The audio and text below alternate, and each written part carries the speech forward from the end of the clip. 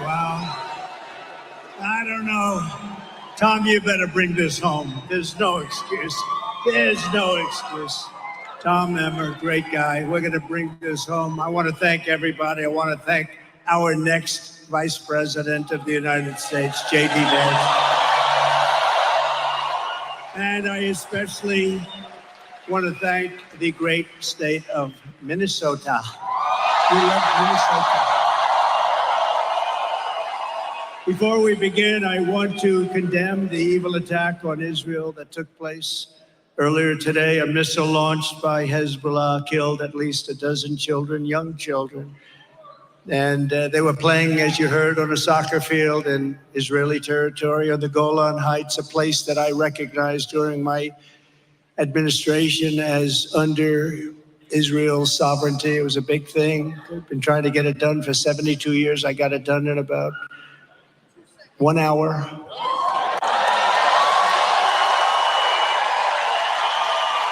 The savage Hezbollah terrorists struck these children with an Iranian precision missile. Dozens more were wounded in the attack, and sadly, the death toll is probably going to go very substantially higher. Our hearts go out to the families of these innocent children. No parent should have to suffer the terrible loss of a child at the hands of terrorists or anybody else. Today's attack on Israel cannot be forgotten, and it will go down as another moment in history created by a weak and ineffective United States president and vice president. They wouldn't have done this if I were the president. They wouldn't have done it. And they didn't. With time, the situation will only get worse for our country with the kind of leadership that we have right now, which is no leadership. It's probably worse than no leadership. It's negative. It's negative leadership. It must galvanize Republicans, Democrats, independents, conservatives, progressives, libertarians, and everybody else to put strength, respect, and power back into the USA where it belongs. This attack, just like the attack on October 7th or the Ukraine-Russia war, think of it, nor would country-busting inflation. You know, inflation is destroying our country. None of it would have happened. It would have never happened if we were president. It wouldn't have happened. It's a dangerous and terrible time for the world. And it's almost the entire fault of incompetent Biden-Harris administration. She who says that she wasn't the border czar. She wasn't the border czar for 3 years. She was the border czar. She let it be known, I am the border czar. Then she never went to the border. She's terrible. She's worse than he is, I'll tell you right now. I want to be nice. They all say, I think he's changed. I think he's changed since 2 weeks ago. Something affected him. No, I haven't changed. Maybe I've gotten worse, actually, because I get angry at the incompetence that I witness every single day, the way millions of people are pouring into our country. And that's the thing that must change, and it must change quickly. It's great to be back in this beautiful state with thousands of proud, hardworking American patriots. As you know, 6 days ago, we officially defeated the worst president in the history of the United States, crooked Joe Biden. Have you heard of him? Have you heard of him? He was badly beaten, and everybody went to him and said, Joe, you can't win, you can't win. He said, no, let me debate him. Let me debate him, please. That didn't work out too well either. That was the end. The debate was the end. You can't beat him, Joe. Now we just beat you, Joe. You're going to lose. You got to get out. We want to get out. You got to get out, Joe. There was nothing nice about what they were doing. It wasn't democracy, was it? It wasn't democracy. They were saying, we want you out of the race, Joe, and we want you out here. You're going to lose. These are quotes from some of the fake news. Look at all the fake news back there. Wow. That's a lot of fake news. Man, that's a lot of fake news, Mike. Joe, you're going to lose. We want to put somebody else in. And then I realized last night I was speaking to a great group of people, Christians, all Christians, and they've been horribly treated by this administration. Today I spoke to Bitcoin crypto. So I went from Christians to Bitcoin, and now I'm with you in Minnesota. We cover a lot of territory. Think of that. So Christians to Bitcoin to Minnesota. We cover a lot of territory. And I never mess it up by saying, let me tell you about Bitcoin. I don't do that, no. Remember Biden, of course, I don't want to talk too much about him, but when he was in Iowa, and he said, it's great to be in Idaho. No, if I ever did that once, it would be the end. They'd say that's the end. He's cognitively impaired. That would be the end. The fake news would go crazy. But I thought last night, as I was speaking to this incredible group of evangelicals and a lot of others of faith, it's, oh, you like that, don't you, huh? Wow.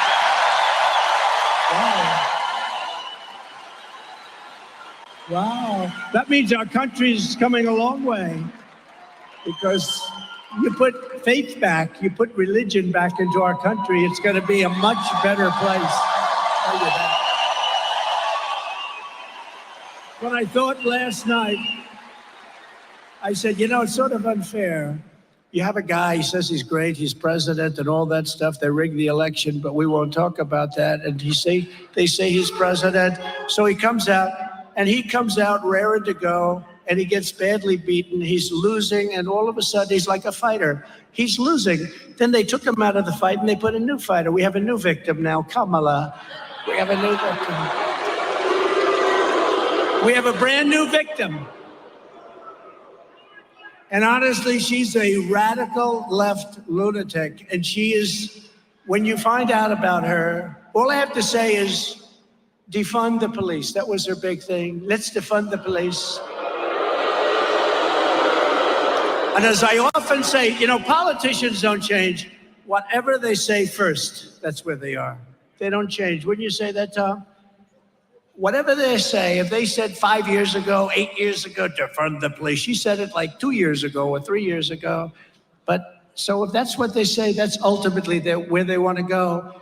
But this was really a coup by the Democrats. This was a coup of a man that had 14 million votes. He wanted to run. They wouldn't let him run. They treated him horribly. They said to him, we can do it the nice way, or we can do it the hard way. To Joe, he's president. This was a coup with the presidency. They threatened him with the 25th Amendment. They said, Joe, we're going to threaten you with a thing called the 25th Amendment. You're cognitively and physically a mess. And if you don't get out, we're going to take you out with the 25th Amendment. And he said, I'll go. And then the fake news said, oh, he was so brave. He was so brave. No, he was forced to leave. So now we have a new candidate to defeat the most incompetent, unpopular, and far-left vice president in American history, probably the most far-left person in American history. Less than 4 months from now, Minnesota is going to defeat Kamala Harris.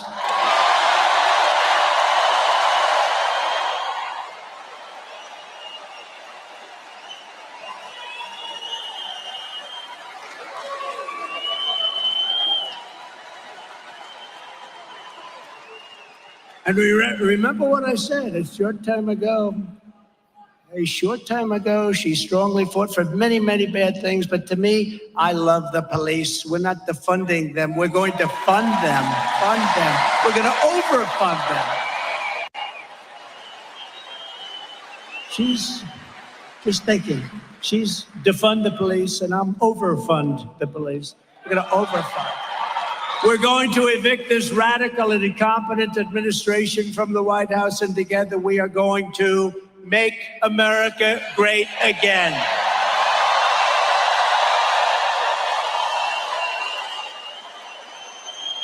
With your vote this election, inflation will stop, the illegal aliens will be turned back, the cartels will be in retreat, crime will fall, energy prices will plummet, incomes will soar, and a world in chaos will rapidly be transformed into a planet of peace. And very importantly, and you don't hear this anymore, the words you don't hear under the Trump administration, the American dream will come roaring back bigger, better, and stronger than ever before. The American dream will come back, right?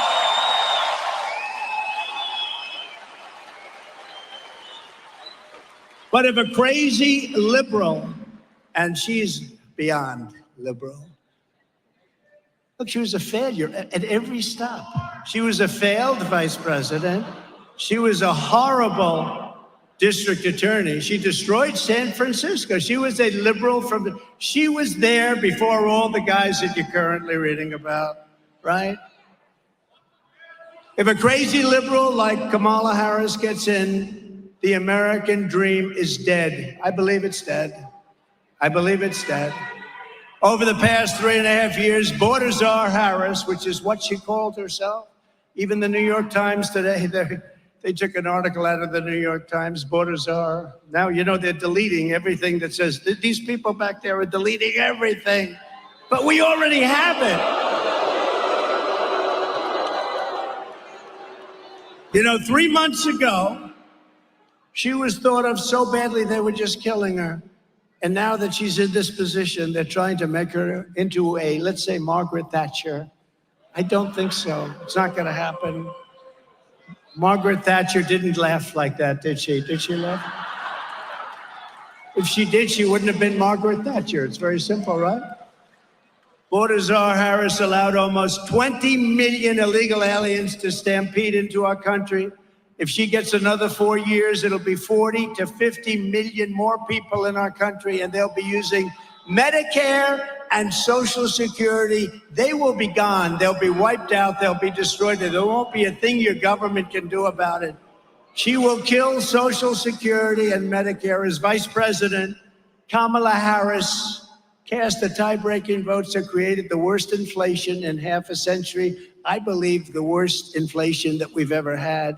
You know, they don't use the real numbers. They don't use the numbers that are really, really bad, but they're bad enough to have the worst just about that anybody can ever even think of or remember, decimating working families. And if she wins, inflation will only get worse. It's going to get worse. Already energy and gasoline are going up. You see what's happening? More and more per gallon. We had it down to $1.87. We actually had it lower than that for a period of time. A Kamala Harris presidency means 4 more years of extremism, weakness, failure, chaos, and probably World War III. I really believe it. That's why this happened today in Israel. Shocking that it happened out of nowhere. A Trump victory will bring back leadership, competence, common sense, and strength to the Oval Office. That's what we had. We had no wars. We had no wars. Think of it. We had no wars. Remember when crooked Hillary Clinton used to say, he's going to get us into a war. Look at him. Look at his rhetoric. I said, no, my rhetoric's going to keep us out of wars. That's what happened. We had no wars. They didn't think about it.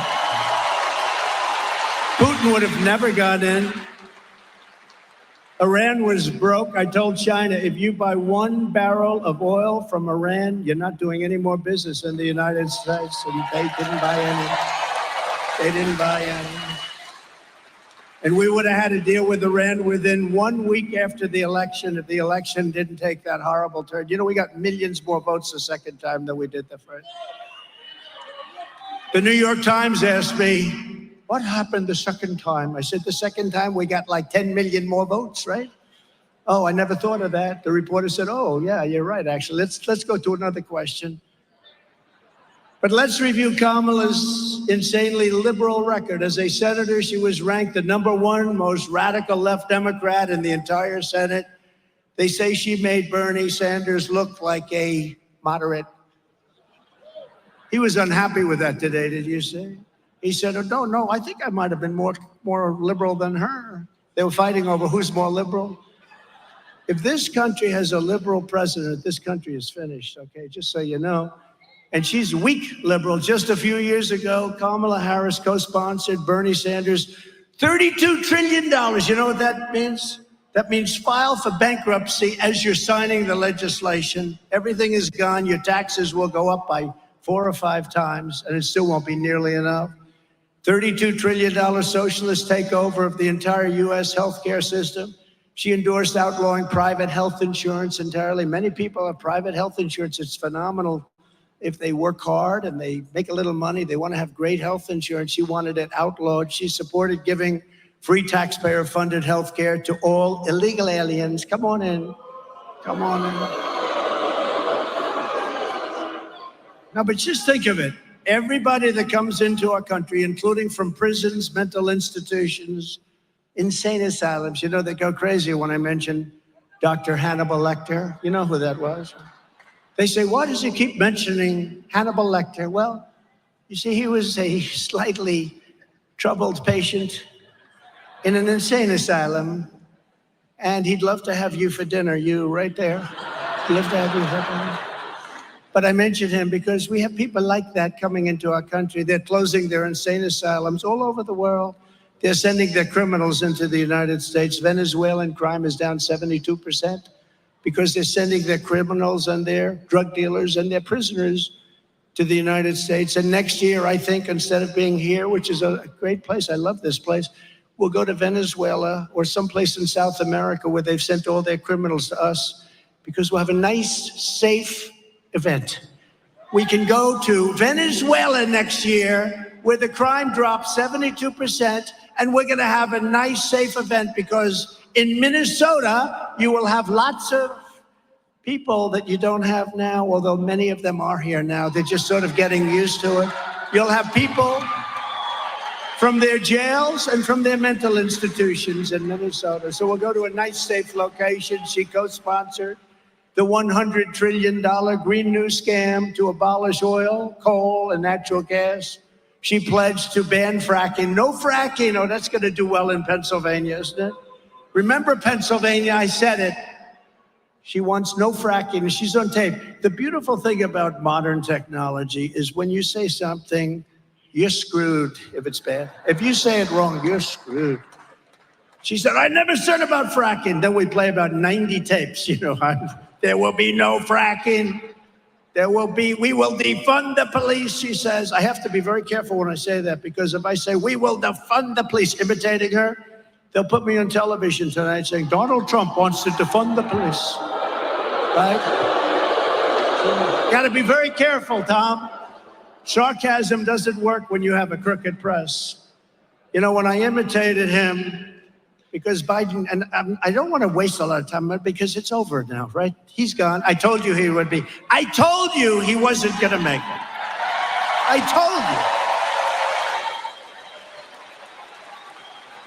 you. In the debate, and they called for the debate. They wanted it early. I said, okay, I accepted every rule.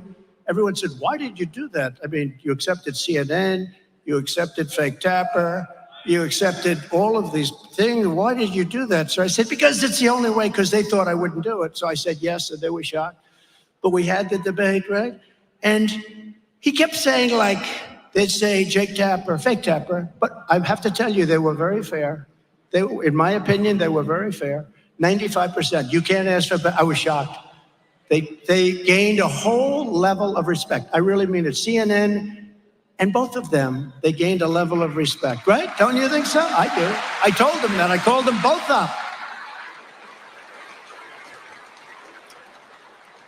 But I never saw a debate like this. So, you know, we give it a certain period of time, and I'm running. I got to talk very fast because there's so many things to say. My mind is rushing, boom, and I hit it right on the butt. But they kept saying to him, sir, you have 92 seconds left. What? You have 92 seconds left. And I said, I'll take it. They said, no, you're not allowed to. You have 92 seconds. And he was like, oh, next question. So you have 38 seconds remaining. What? Oh. So we got off to a good start. But from the time of the... We're listening here to former President Donald Trump speaking in St. Cloud, Minnesota. We do have to step away for our final commercial break of the hour. We head back out to this next.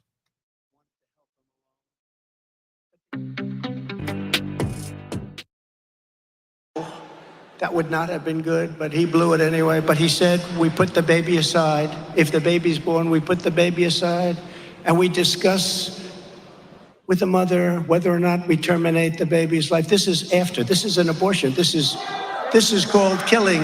This is called a word beyond abortion. This is called execution.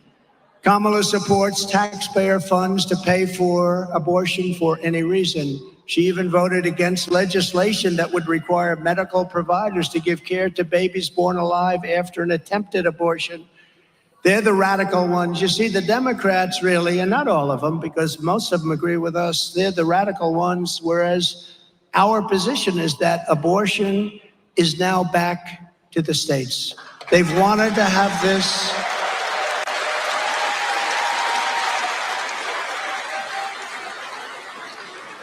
This has been going on for 52 years, the way everybody and all legal scholars, they always said this is the way it should be.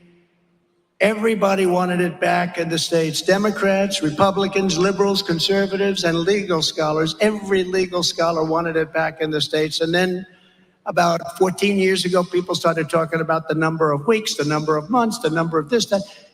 They wanted it back in the states where people can decide, and that's what's happening. You look at Ohio, they decided. You look at Kansas, they decided. You look at a lot of different states, they decided. And sometimes it comes out the way certain people want it. Sometimes it didn't. Ohio came out with somewhat of a liberal interpretation, and so did Kansas, which was a little surprising, but it's the vote of the people. Like Ronald Reagan, I believe in exceptions for the life of the mother, rape, and incest. And I also believe that you have to follow your heart, but you also have to get elected. You have to remember that. We have to get elected. And I want to thank the 6 Supreme Court justices, Clarence Thomas, Samuel Alito, John Roberts, Brett Kavanaugh, Neil Gorsuch, and Amy Coney Barrett for the wisdom and courage they showed on this long-term, very contentious issue. But getting it back to the states puts the question where it belongs, with the vote of the people, and it's over time. And you'll see this over time. It's going to work out incredibly well, and just an issue that was tearing our country apart for years and years is coming to an end, and people are coming together. It's going to be the vote of the people, and it's a state vote. It's the way it was supposed to be. It should have never been in the federal government. So, thank you. I think it's so important to say.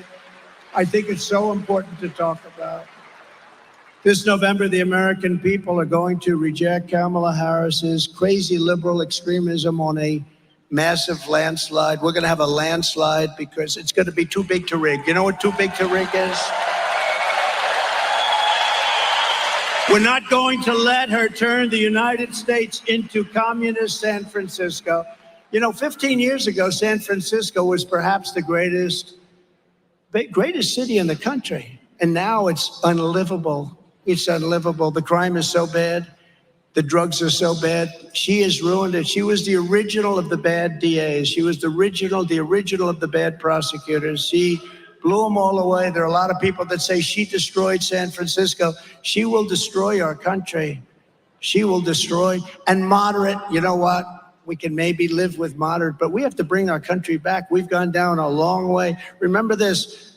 Out of the 20 million people, and probably much more than that, that came in, so many, they have to be taken out. We're going to have the largest deportation effort in the history of our country. The criminals, we have to get them out immediately. Every voter in Minnesota needs to know that when the violent mobs of anarchists and looters and Marxists came to burn down Minneapolis 4 years ago, remember me? I couldn't get your governor to act. He's supposed to call in the National Guard or the Army, and he didn't do it. I couldn't get your governor.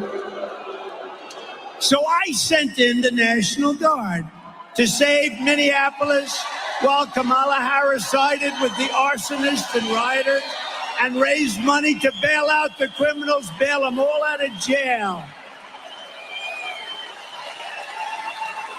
Remember? Thank you.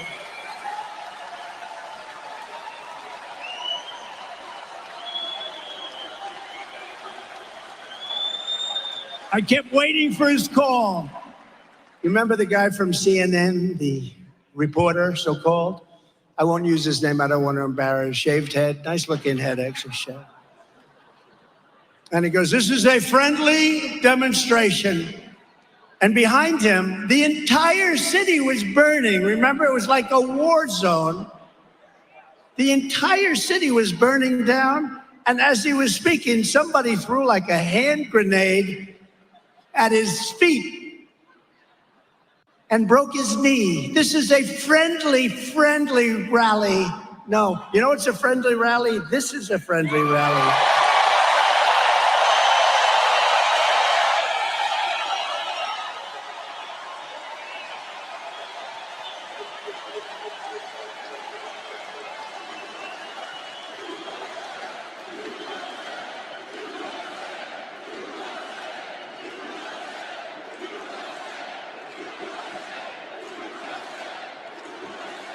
By the way, I feel so bad. There are 25,000 people outside that cannot. If you people all go and vote, now, look.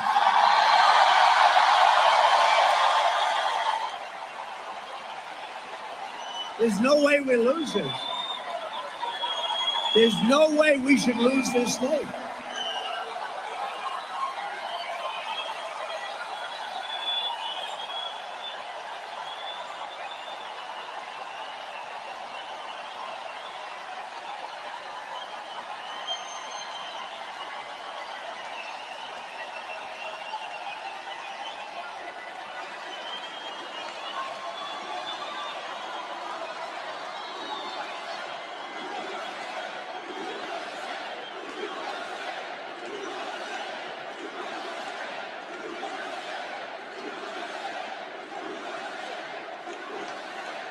The other day, Kamala had 972 people, we counted it.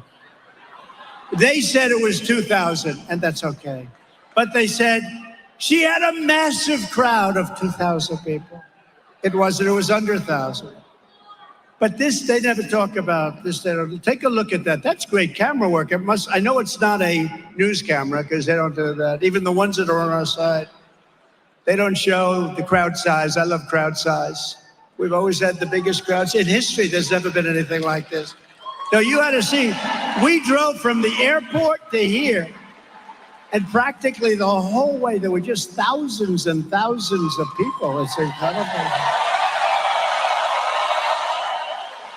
Yeah.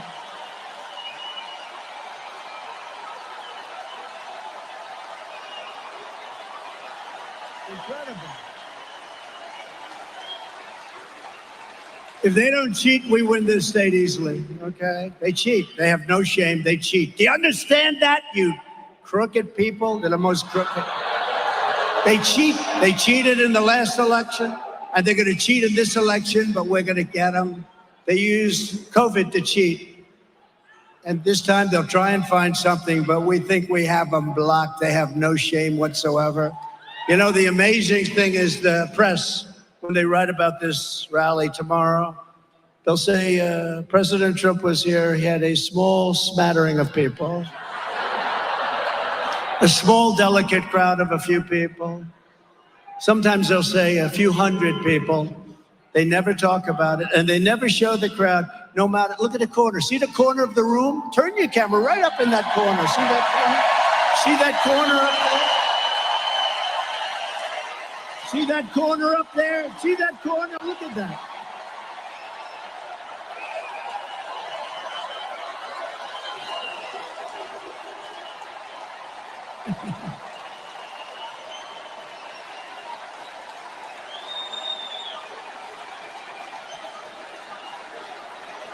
Look at him.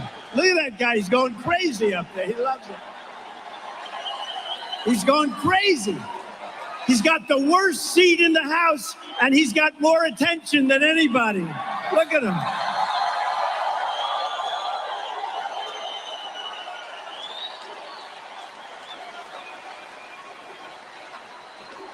But those cameras will never turn, will they, huh? See, I'm watching the cameras. They're not turning because they don't want to turn, because they don't want to show what's happening. This is the greatest movement in the history of our country. And if we don't win this election, our country is finished.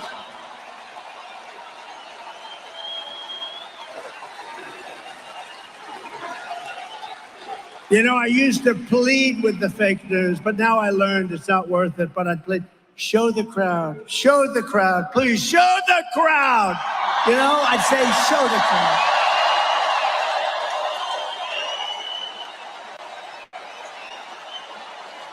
And they'd keep that camera blaring right on my face. They'd show it as tight as possible, as tight as you can. And I'd say, you got to show the crowd, you got to show it. And I actually thought in 2015 and 2016 when I started, because we had these crowds from the beginning, I have to say now they're bigger and better and stronger, I think, than ever before. Bigger and better. Look at it. That's, when I say the corner, you know the place is packed if those seats are gone. But I love that one guy up there. He's going crazy.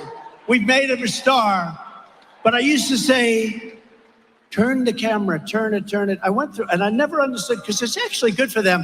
It shows that people are watching something. So I figured it would be easy. Even the bad ones, they should do it. They should show the kind of crowd size.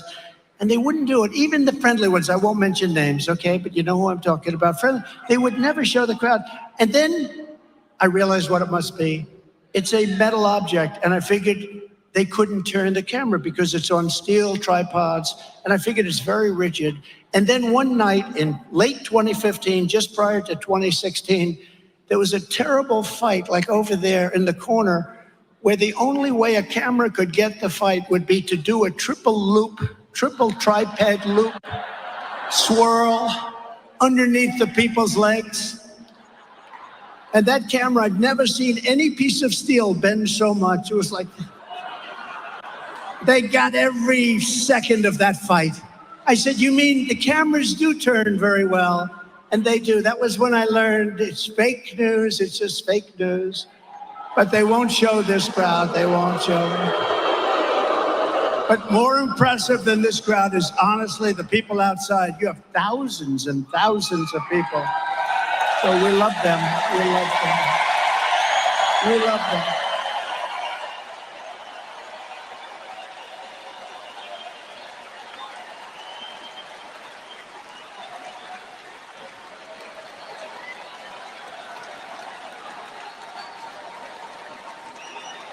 We do. We love you. We love you all. How good is this place? What a state. I think I should move here.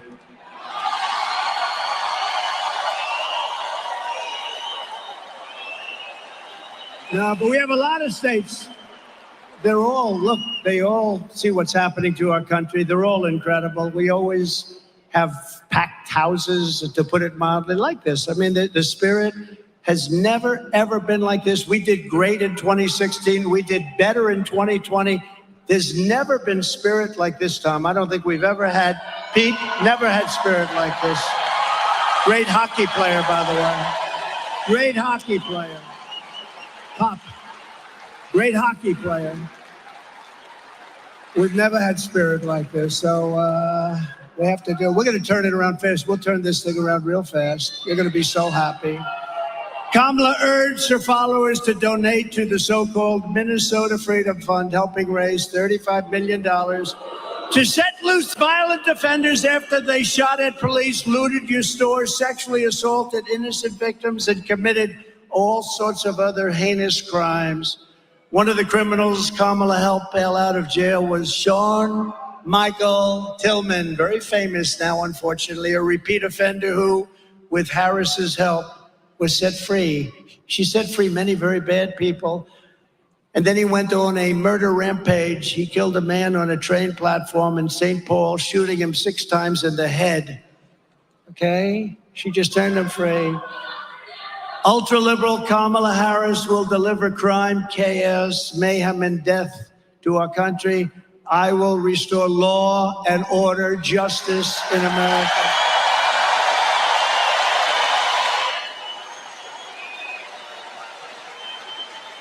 With your vote, we will get the gang members, drug dealers, and dangerous criminals the hell out of our states. We'll get them off our streets. We'll put them behind bars. But what we're really going to do is send them back to the country from where they came.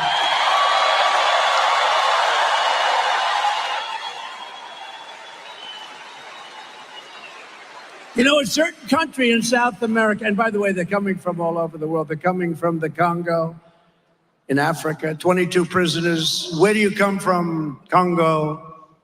The good thing about these people is they make our criminals look like really nice people. It's true. Our criminals are now considered fine, upstanding people by comparison to these people. I told Dana White, UFC, do we love Dana White? How good was he at the convention? I said, Dana, I have a great idea. Take your great championship fighters from all over the world, you're champions right now, but start another league, called it an illegal migrant league. And then take the best of those fighters and let them fight. I believe the migrants will win. I think it's crazy. You know, I told that little sort of sarcastic joke. The press went crazy with it. He wants to start a migrant league. He wants to start a migrant league. I was going to tell you when I was up here 2 months ago, I imitated Biden because he can't find the stairs ever. That stairs, stairs, stairs, stairs. 2 stairs. Get so many stairs. It's so many stairs. It's just like too many stairs. I don't know what the hell they need them for. But they spend a lot of money. Government often will spend. Government has many more stairs than private. We put up like 1 stair. They put up like 12. But you always have a lot of stairs. So I'm imitating him and I'm being funny. And I think I'm being so funny. And I had a tremendous crowd. We had 42,000 people. And I'm saying to the people, you know, when Biden gets off, do you ever notice? First of all, he doesn't make long speeches like that. Second of all, even though he can't read a teleprompter, he never goes off the teleprompter. It's a mess. It's a mess. And I was telling the people, I said, you know, do you ever watch when he's finished with his 2-minute speech? It never lasts more than 2, maybe 3 minutes. 3 is like a long speech. He goes, and he'll point at a stair. And then he'll walk.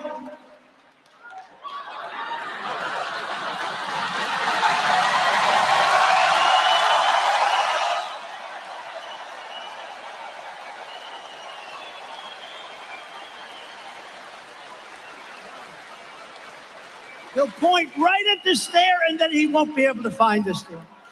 This is what we have negotiating nuclear weapons with Putin, with Kim Jong-un, with President Xi of China. No, this isn't going to work out. Bad things are going to happen. But I called my wife. I said, who else could do it? Who else could do it? And 50,000 people. How great was my speech? How did I look? How great was I? It's on speech. I said, First Lady, how great did I look? She said, there was something wrong with your hair tonight. It looked terrible. She said, you were okay, but you know, I have 50,000 people. Elvis didn't have 50, and he had a guitar. I had no guitar. I didn't have the use, right? Elvis had a guitar. He had a lot. We love Elvis, right? But he had a guitar. I don't have a guitar. So we'd have like 50, 60, 70. You know, we had 107,000 people in New Jersey, on the Jersey Shore. Wildwood, New Jersey, it was beautiful. We had 25,000 people in the South Bronx, and it was like a love fest. It was like a love fest. 25,000 people. And I said to the First Lady, how great was I tonight? I didn't like your hair. I didn't like that. I said, who the hell else can get 52, 58, 79? We had 79,000 people in South Carolina. Who can get it, First Lady? And she didn't care about that. Then I called her finally. I called her she said, you were great tonight. Oh, I said, that's great. Thank you very much. And I said, how else? I mean, was it really good? Yeah, but there was a problem. Why couldn't you find your way off the stage? They said you couldn't find. So these people, I was playing and having fun, imitating Joe Biden not being able to find the stairs. And they said that Trump couldn't find the stairs off the stage.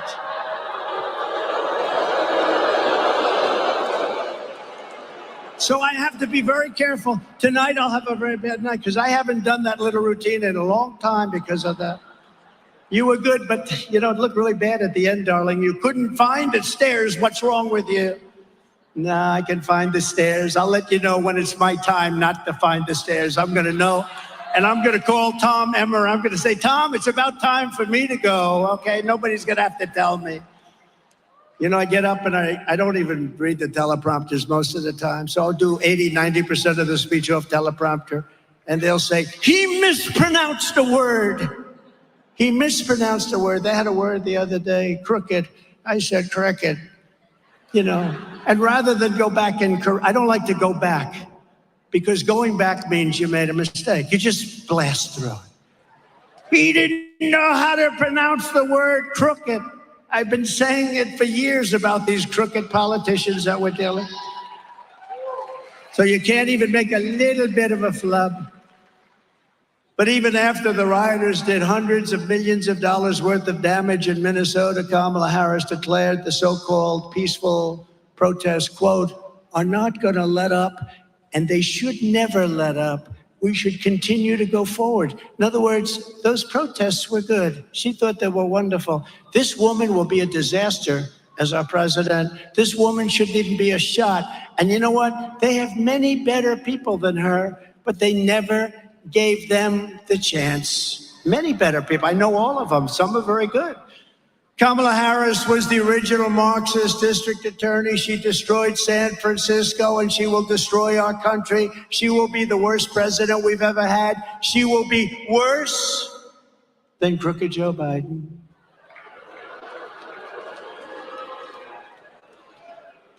The only thing is she won't have Hunter, so. Where's Hunter? Remember the sign we did? Where's Hunter? That became, remember that one? I said, where's Hunter? The next day, my people are doing shirts. Where's Hunter? That was the big one. We're listening here to former President Donald Trump speaking at a rally in St. Cloud, Minnesota. We have to step away for our first commercial break of the hour.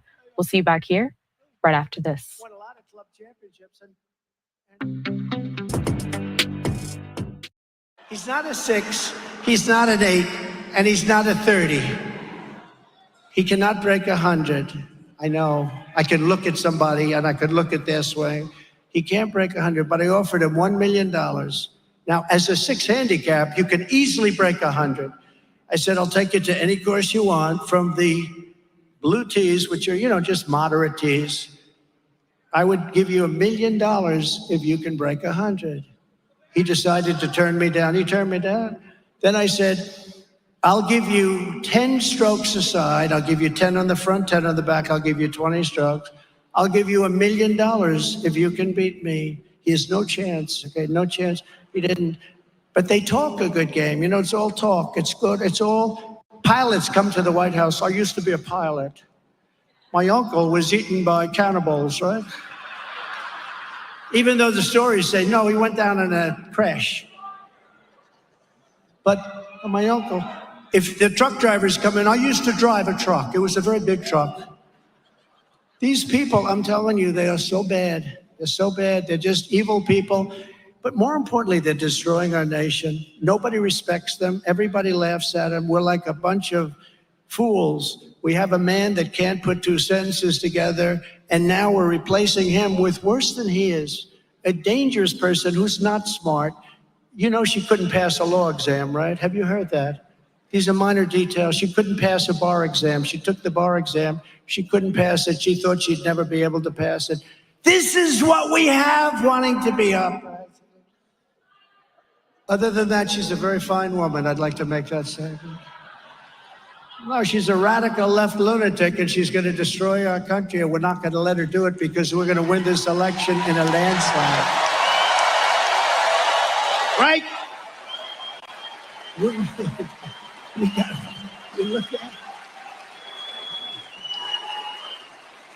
Kamala supports ending cash bail nationwide. No bail.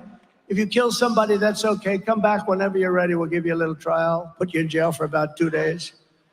Which means releasing violent criminals immediately after arrest right onto the streets. She wants to abolish jail sentences for parole violators. She endorsed the funding of the police, and She sponsored a bill to strip police officers of legal protection. She wants the police officers to go out and protect themselves and defend themselves and hire lawyers. You got to go hire a lawyer.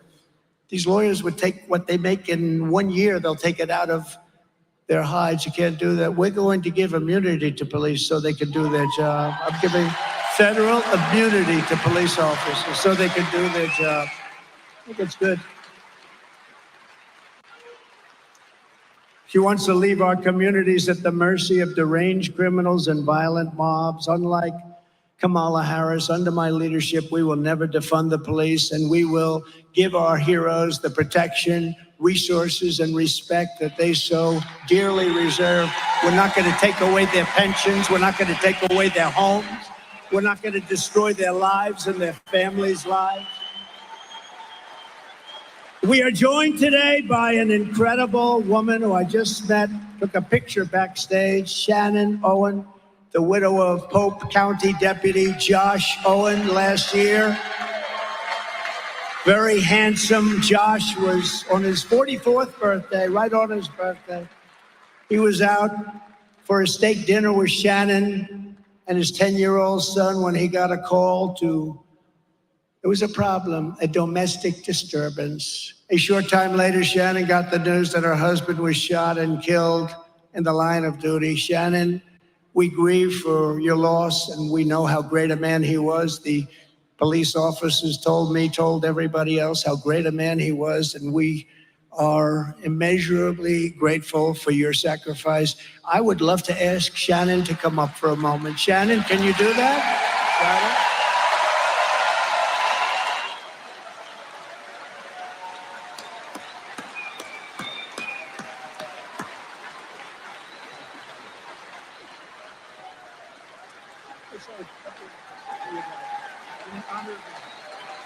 Thank you, everybody.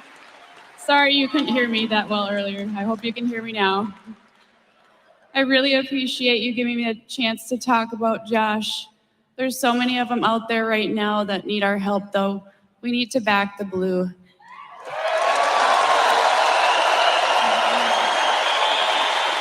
And we need to say what Trump said and overfund the police.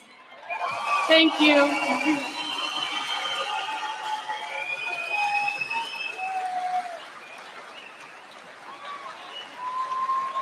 Thank you, Shannon. Incredible. Beautiful family that has to go through that. When I'm president, we will always stand with the men and women of law enforcement and their families, and we will have the backs of our police officers 100% of the time, and they will stop crime. As we secure our communities, we will also secure our border. On my very first day back in the White House, I will terminate every single open border policy of the Biden-Harris administration. And we will seal the border, and we will stop the horrible invasion into our country. It's an invasion. You know, I built hundreds of miles of border wall. If we didn't have that, but then when we left, we were going to add an extra 200 miles, actually much more than I said we were going to do, and close up certain sections that we had to be, for legal reasons, keep open for a little while. And they didn't want to do it. I said, wow, they don't want to do it. Does that mean that they actually want? Nobody thought they really wanted open borders. They talked about open borders, but nobody thought that could be possible. But they wanted open borders. We couldn't believe it. No person in American politics has been more of an open border zealot than borders are. Harris, this was an open border. She was talking about open borders for a long time before anybody was even listening. You have to see her tapes and her statements that she made a few years ago before this fell into her lap, I guess you could say. Very undemocratic. Kamala supported abolishing ICE, and these are incredible patriots. These are tough people that go into a pack of MS-13 gang members in Long Island, and you see the fist flying and everything flying. The MS-13, they killed two young girls, 16-year-old girls, walking to school, and they cut them up with a knife because they didn't want to use a gun because it's too fast. They cut them up, two beautiful young kids going to school. They cut them up. And MS-13 is probably the most violent of the gangs, although now we have some coming in that might make them look good. But what happened is ICE went in, saw them. These guys walked right into the middle and they start swinging. 3 minutes goes up and they're bringing these guys from MS-13 out there unconscious, bringing them out like this and putting them into a paddy wagon. And we took them out and brought them back to their country, or we put them in jail in some case. We're listening here to former President Donald Trump speak at this rally in St. Cloud, Minnesota. We have to step away for another quick commercial break. We'll be back out to this next. ICE agents to members of the KKK. I don't want to mention it because the head of the country, the president, South American country, but again, they're all over the world. He's getting great publicity that he's done a wonderful job on crime. He's done a wonderful, wonderful job. He's convinced everybody to live together. And I believed it. Like for 2 years, I'm reading about, I go, oh, great story in the New York Times. Great, great, great, wonderful. Then I realized he's taking his criminals, he's dumping them into our country. But he's doing it differently than some of the others. In Venezuela, they brag about it. He liked to say that he did something with a social experiment.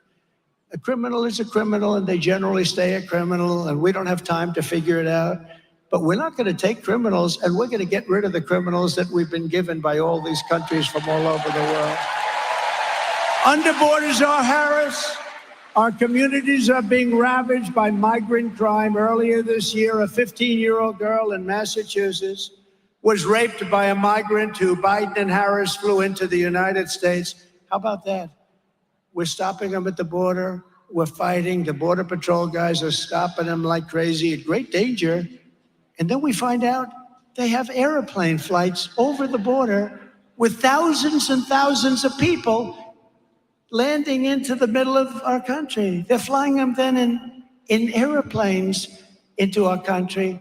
So they don't want to stop them. They never will stop them. Nobody understands what good can come of it. Nobody understands why they want to have open borders, because there's nothing good. The only thing they can do is they are trying to register people to vote.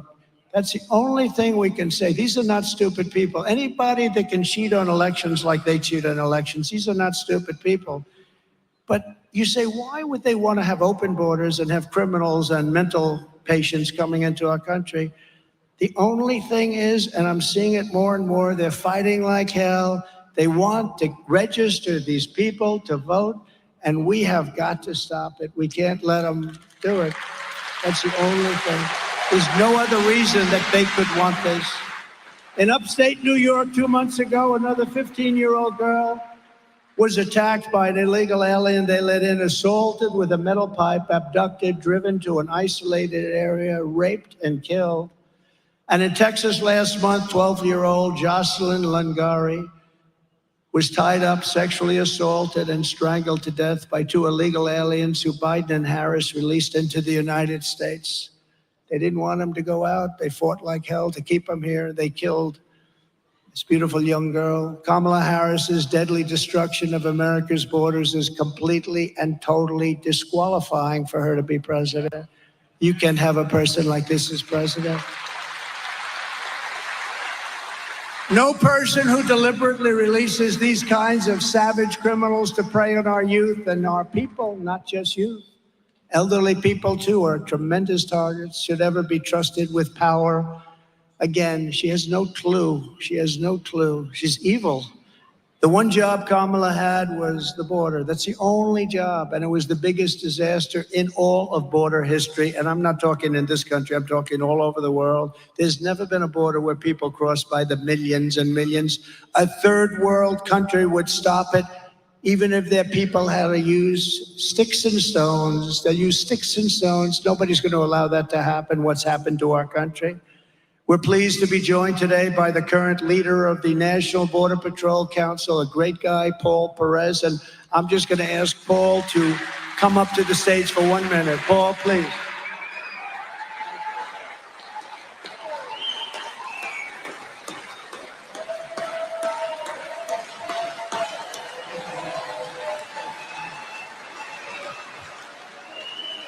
So like I said earlier,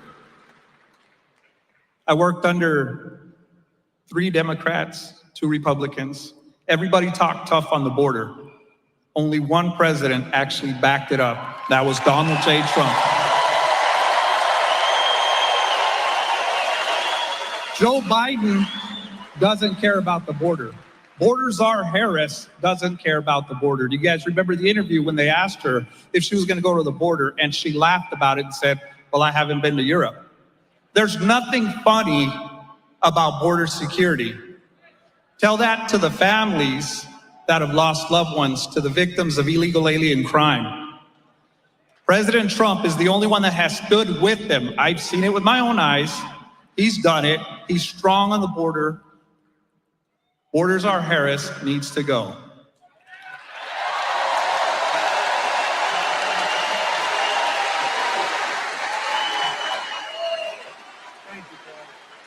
Thank you very much. Great people. There are people it's so much easier for them to just say, let's do nothing like they were told to do, but they can't do it. They love the country. Brandon Judd, your friend, they love the country, and they want to solve the problem. And by the way, I have a couple of people here, actually many people, Front Row Joes. I want to thank you very much, Front Row Joes. These guys, they've come to over 200 rallies.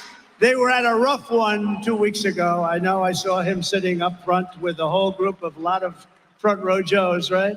That was a nasty one. That was one. We lost a great person, Corey, firefighter, great man.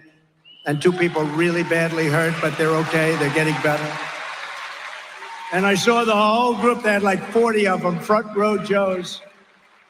And I don't know where they get the money. They must be rich as hell, but they follow us all over the place. And we love you guys. Thank you very much. Thank you very much. You know, the amazing thing about that night, and I don't talk about it. I told you during the convention, I said, I don't want to talk about it. But one thing that was so amazing, the people that were sitting behind us, we had thousands, tens of thousands of people, but they're mostly here. The people behind us, when this incident took place, nobody ran. And crowd control people will tell you when there's a shot fired, and people know a shot. It's much different sound than firecrackers and everything else, much different. They know, especially the people that we're talking about from that section, they know a shot better than anybody. And a shot was heard, and then another, then another, then another. They saw I was in trouble. I went down, but I grabbed, I looked, I said, wow. But a shot was fired, and when you look at that tape, nobody ran. They saw I was in trouble. This is the most incredible movement. These are the most incredible people. They saw, they were right here.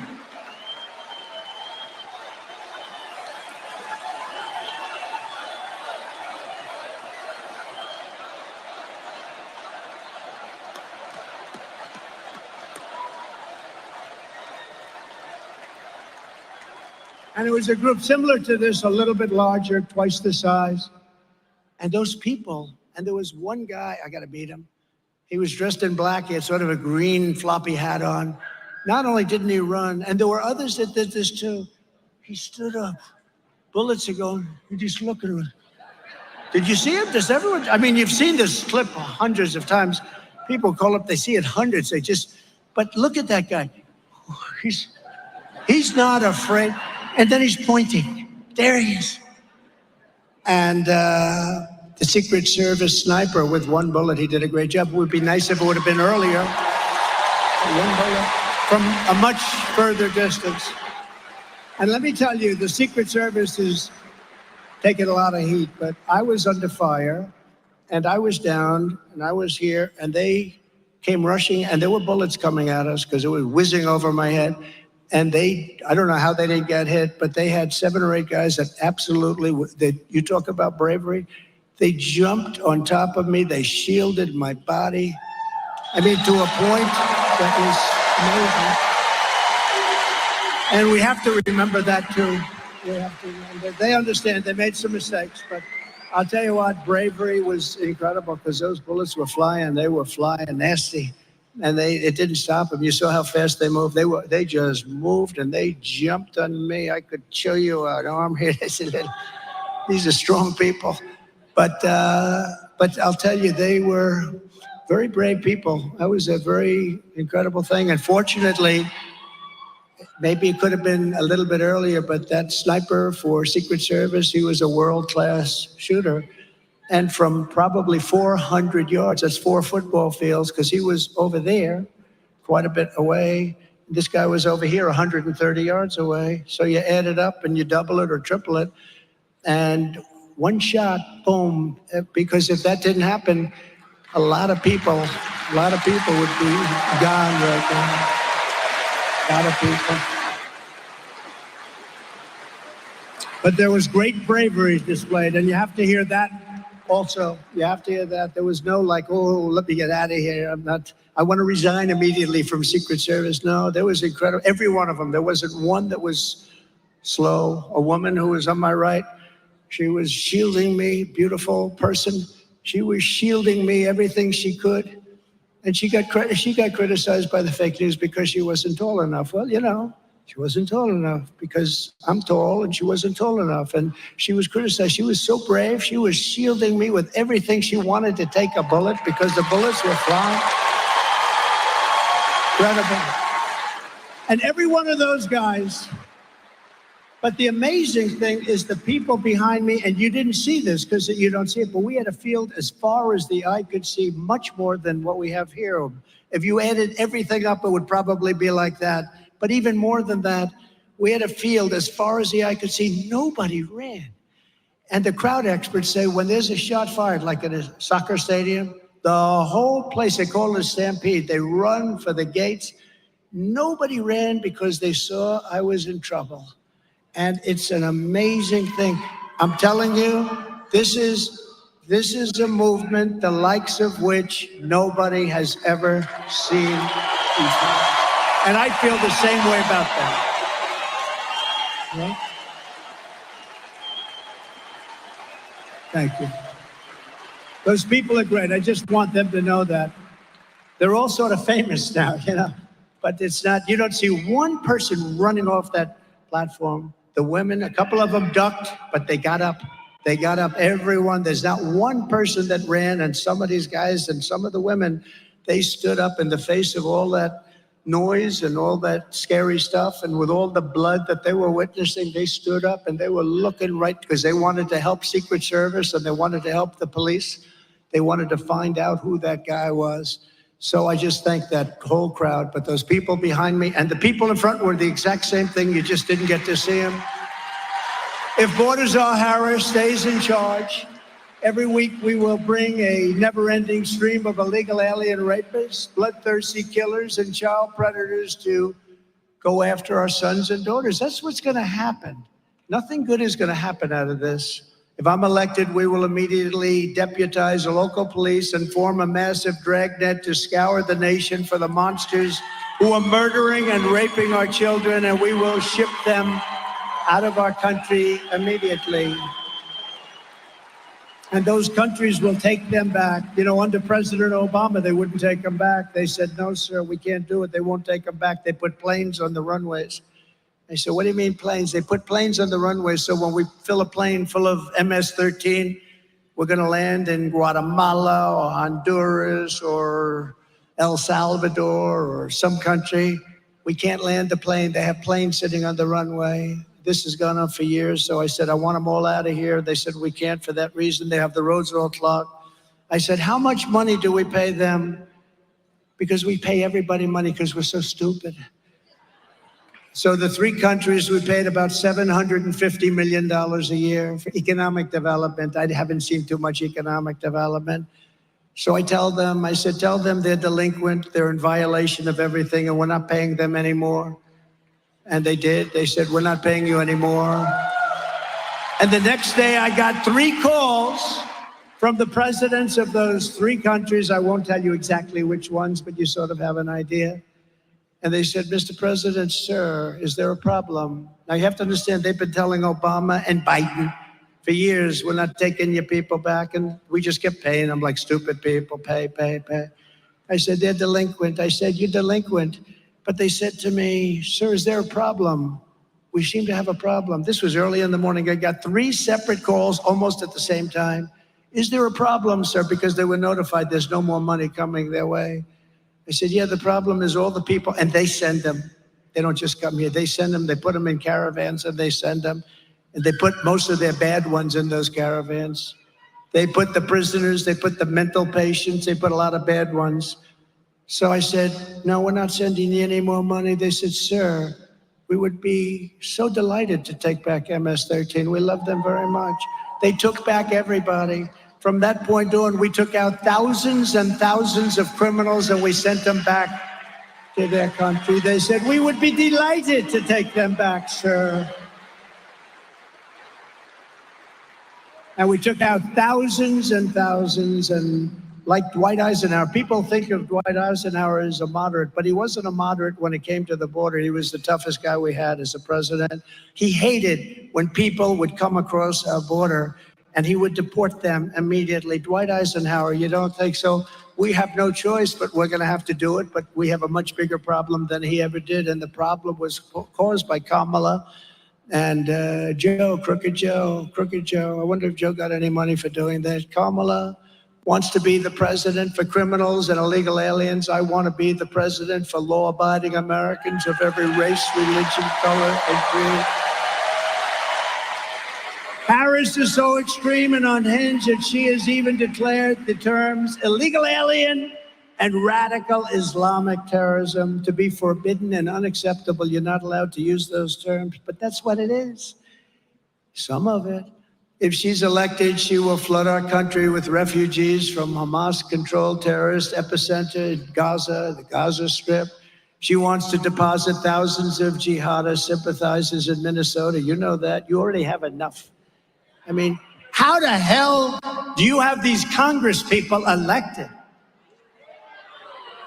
Ilhan Omar. No, she went to a speech when I was running. When I was first running, and I in all fairness, I never did this stuff before I'm running. And this lunatic was in the audience. She started screaming. I said, who the hell is that? And it's the same crazy person that I watch every night. She's nuts. And she gets reelected by not a lot, but she gets reelected. How do you have people like that? I'm telling you, I was making a speech, and we had a lot of people, and she was like there someplace. And she got up and started screaming. I said, that woman is insane. She's crazy. And you know what? She's become like a major voice in Congress. Can you believe it? She's a sick woman, and she's destroying your state. She's hurting our country, and we shouldn't be electing people like that. They want to turn the Middle East. Remember this. They want to take a look at the Midwest. They want the Midwest to be just like the Middle East. That's what their plan is. Let's turn the Midwest into the Middle East. I think that's not going to work out. But we do not need a jihad in the United States of America, and we're not going to allow it. We're going to do something about it. We're going to be strong. We're going to be brave. We're going to be smart. We're going to listen to Tom Emmer and Pete and all of the other. You got great people in this group, I tell you. You have great people. And we do not need more people who want to burn our flag. I watched yesterday and the day before, they're burning our American flag. And I said, I know they say it's unconstitutional. Well, make it not unconstitutional. You burn our American flag, you should get immediately mandatory 1 year in jail. We're listening to former President Donald Trump speaking at this rally in St. Cloud, Minnesota. We're going to step away for a quick commercial break. We head back out to this next.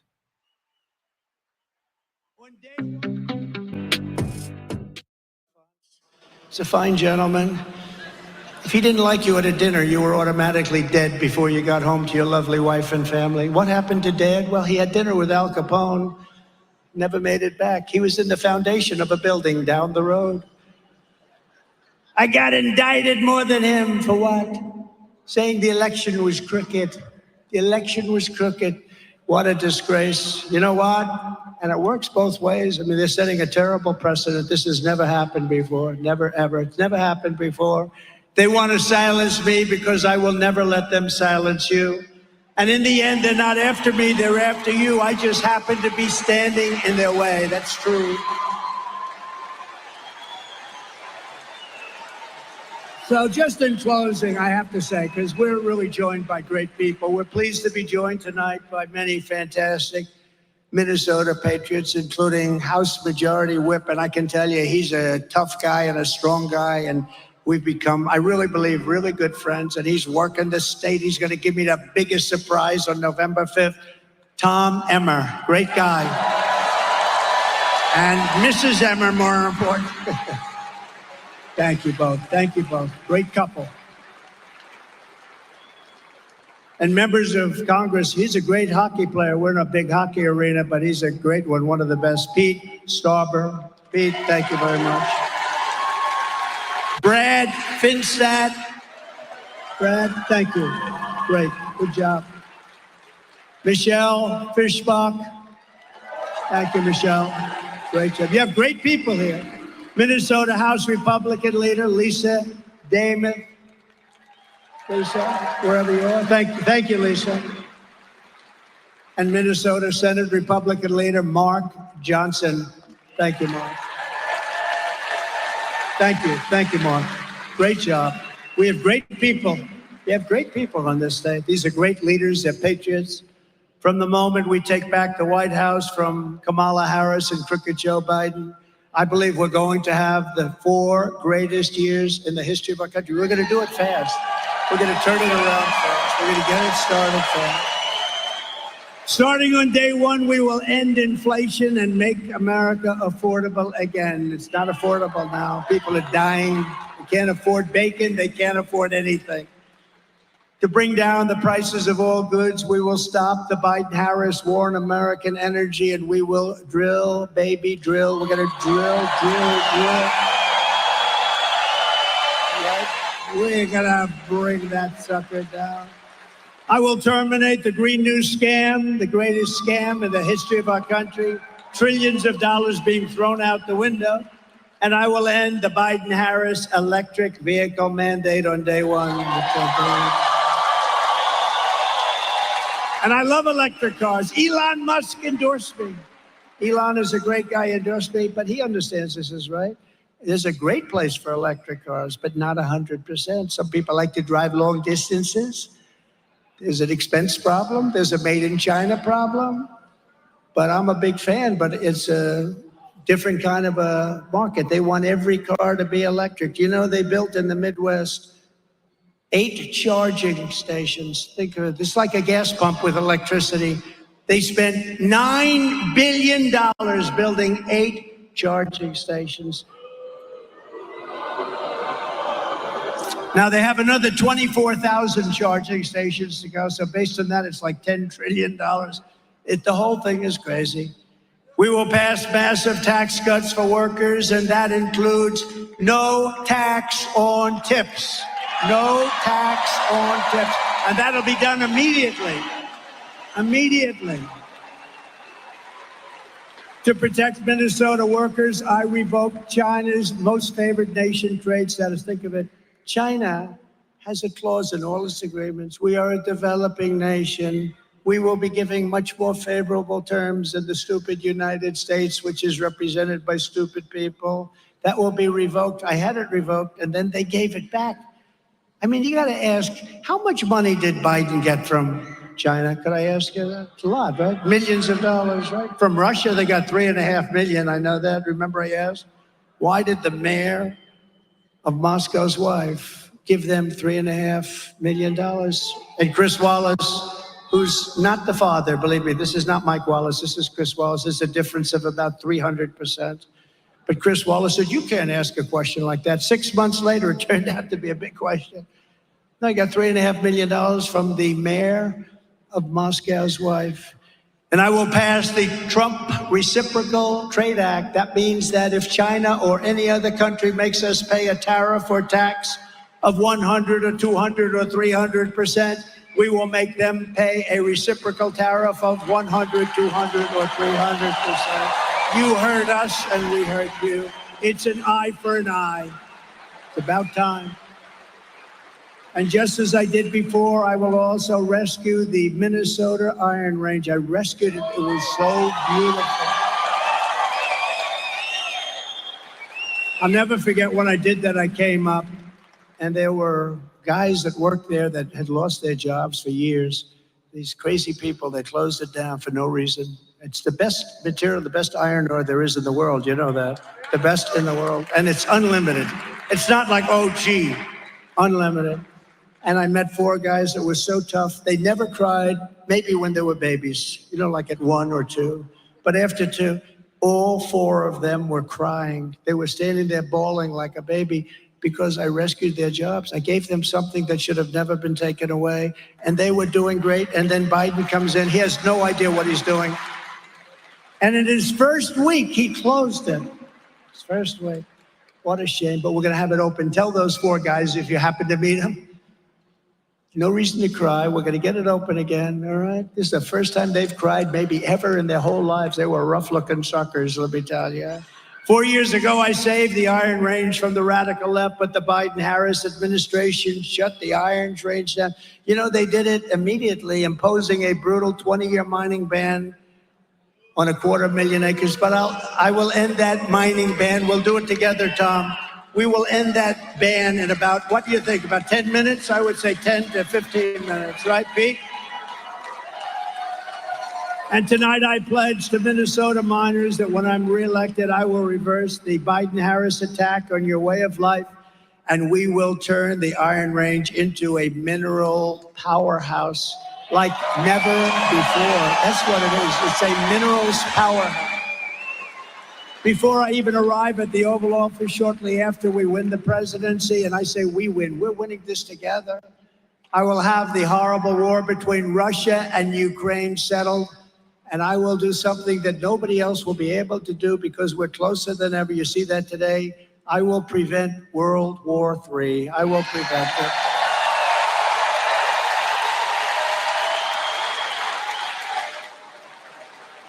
I will restore peace through strength. That's what we had. We didn't have to fight. You know, I knocked out 100% of the ISIS caliphate. Did it in 1 month. It was supposed to take 5 years. We have the greatest military in the world, and they're not woke. Some of the stiffs on top are woke, but nobody cares about them. In my next term, we will build a great Iron Dome missile defense shield over our country, a dome like has never been ever seen before. And it will be entirely made in Minnesota and in the USA. It's going to be fully made in the USA. And Minnesota's got a big piece of it. You know, Israel's got it.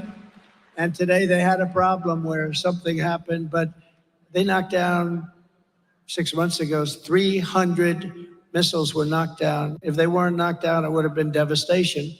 But they, out of 300, one got through a little bit. It limped through and fell down harmlessly to the ground. But it essentially knocked out all 300. We're going to have something that's even superior. And why shouldn't we have? It's our technology. Why shouldn't we have protection so that we can protect this state and this country? Why shouldn't we? We do it for everybody else. We don't do it for ourselves. America first. I will not cut 1 penny from Social Security or Medicare, and I will not raise the retirement age by 1 day, not by 1 day. And for 4 years, I didn't. For 4 years, you saw that, I didn't. By contrast, Kamala Harris cast a tie-breaking vote to cut Medicare by $237 billion. You didn't know that? A betrayal of American seniors. She betrayed American seniors. She's the one that cast the final vote. We're going to rebuild our cities into beacons of hope and safety and beauty better than they have ever been before. We'll have to work with Democrat governors and mayors in some cases, but we'll work with them. We got to bring back our cities. Our cities are a travesty. We will take over the horribly run capital of our nation in Washington, D.C., and clean it up, renovate it, rebuild it, make it the most beautiful capital of the world, and get rid of the nightmare of murder and crime. It will be a safe city again. On day one, I will sign a new executive order to cut federal funding. We are going to cut federal funding for any school pushing critical race theory, transgender insanity, and other inappropriate racial, sexual, or political content onto the shoulders of our children. And I will not give 1 penny to any school that has a vaccine mandate or a mask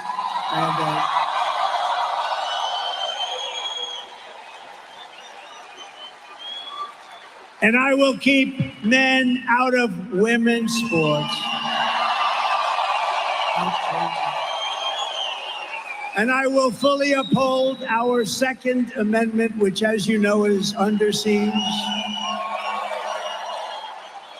As you know, I got the full and total support of the NRA. They totally endorse me and support me, but it is under siege, our Second Amendment, and nothing happened with us. We kept it and we will keep it. You need it. You have to have it for protection and many other reasons.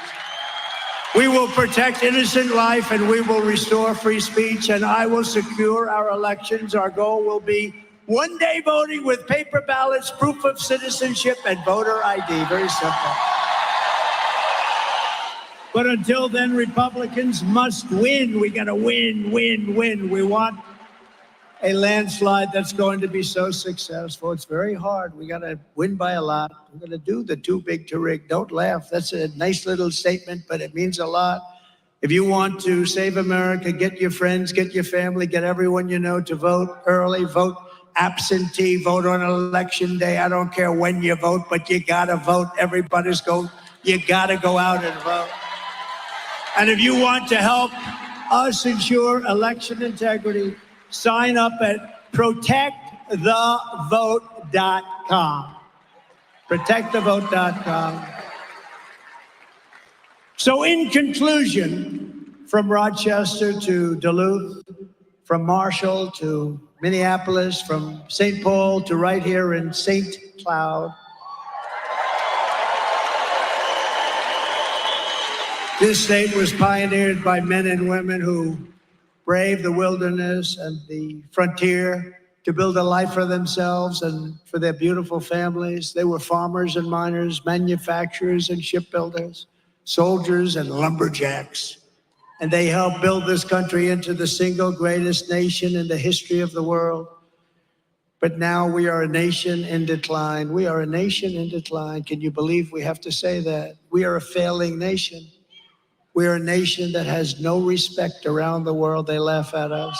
We are a nation that has lost its confidence, willpower, and strength. We are a nation that has quite simply lost its way. But we are not going to allow this horror to continue. Less than 4 years ago, we were a great nation, and we will soon be a great nation again.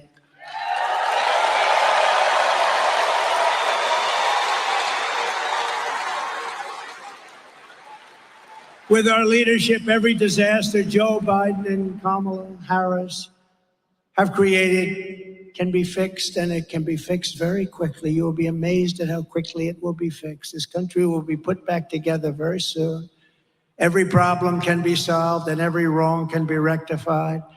By this time next year, America's borders will be strong, sealed, and secure. Inflation will be in full retreat. Our economy will be roaring back. Optimism will be surging. The American dream will be thriving again for citizens of every race, religion, color, and creed.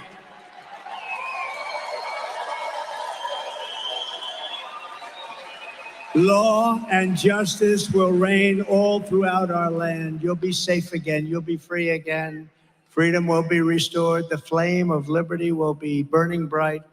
Joe Biden and Kamala Harris, the worst administration in the history of our country, will be a fading memory of the past. They will be a fading memory.